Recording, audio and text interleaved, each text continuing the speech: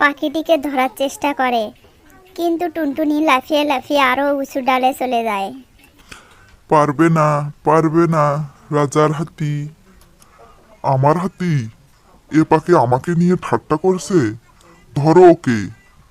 যে ওকে ধরতে পারবে তাকে এক থলি মোহর দেব। রাজা নিজেই উঠে দাঁড়িয়ে পাখিটিকে ধরার চেষ্টা করেন। তিনি হাত বাড়ান, লাফিয়ে ওঠেন, কিন্তু টুনটুনি আরও উঁচুতে উড়ে যায়। মহারাজ, ও তো ছোট পাখি, আমাদের আরও বুদ্ধি খাটাতে হবে। বুদ্ধি? কি বুদ্ধি? আমার চেয়ে বড় বুদ্ধিমান কে আছে? বোকা রাজা, বোকা রাজা। কি? এই পাখি আমাকে বোকা বলছে? আমি ওকে ছিঁড়ে ফেলবো। মন্ত্রী, এর একটা বিহিত করো। মহারাজ, আমি একটি উপায় জানি। টুনটুনি খুব চতুর পাখি, ওকে শুধু বুদ্ধিতে হারানো যাবে। কি উপায়? তাড়াতাড়ি বলো। মহারাজ, আপনি গাছের নিচে চুপচাপ শুয়ে থাকার ভান করুন।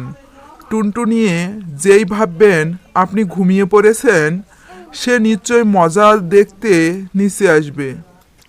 শুয়ে থাকবো? আমি রাজা, আমি গাছের নিচে শুয়ে থাকবো? এ কেমন কথা? মন্ত্রী বলেছে তাই করো।